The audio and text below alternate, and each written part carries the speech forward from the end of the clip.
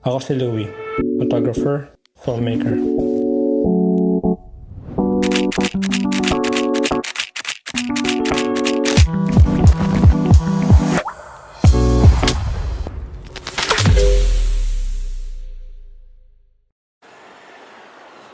Taste of Manila, Butterston Wilson. Let's go. Andito tayo ngayon sa Taste of Manila event for some street photography. Samahan niyo ako ngayon at makisaya sa mga kapwa natin Pinoy dito sa Toronto.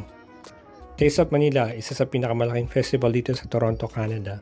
And it's considered as one of the Toronto's biggest summer festival since nung nagsimula ito year 2014.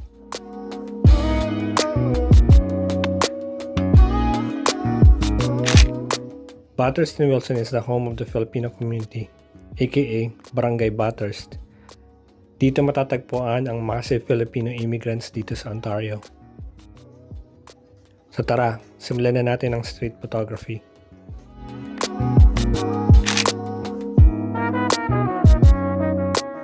Ang gear natin ngayon ay Sony a6500 with 30mm Sigma lens equivalent to 45mm or close to 50mm lens. Sa ganitong klaseng lens, kinakailangan ng distance ko sa subject ay mid to close range. Iba talaga Pinoy, laging nakangiti, laging nakatawa pag kinukuha mo ng litrato. May storm forecast today so I'm expecting a heavy rain.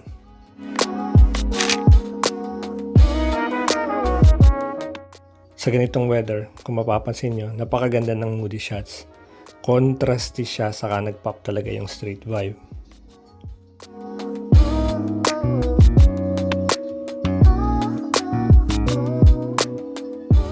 Sa bawat click ng aking camera, pinipil kong ipakita ang tunay na kulay ng buhay sa kalsada. Yung masaya, malungkot, at lahat ng nasa pagitan.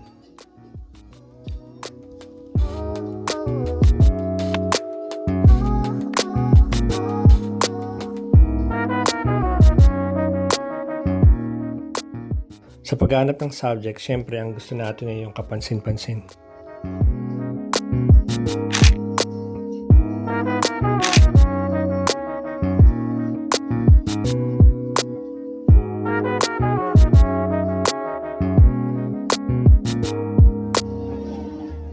Cloudy pero may sunny break, so nagbabago yung lighting.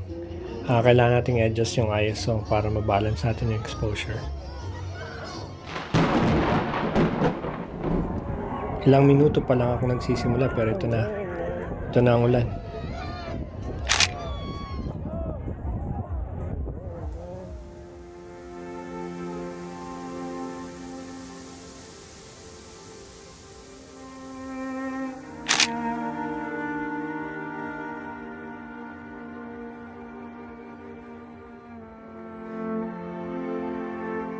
Siyempre, kailangan handa tayo sa sitwasyon na ganito kaya may dala tayong payong.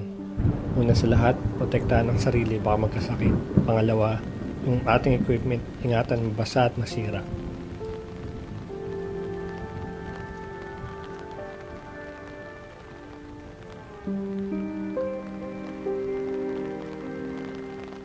Ang Taste of Manila ay 2-day event. Sayang lang medyo binagyo but knowing Filipinos, kahit umulan o bumagyo, tuloy ang saya.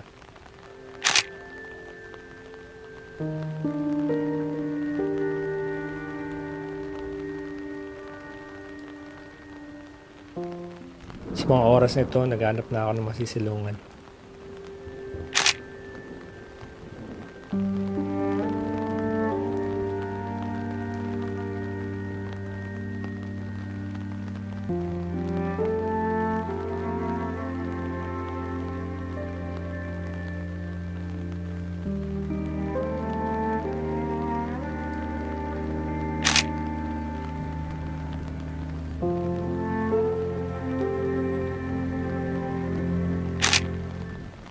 Hanggang dito na lang muna tayo dahil napakalakas na ng ulan. Hanggang sa susunod na vlog, kita tayo muli.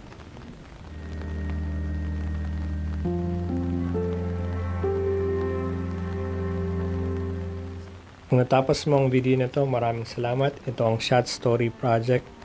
Kung mahilig kayo sa mga kwentong buhay ng mga ordinaryong tao at sa mga litrato na may sense, lalim, nandito kayo sa tamang lugar.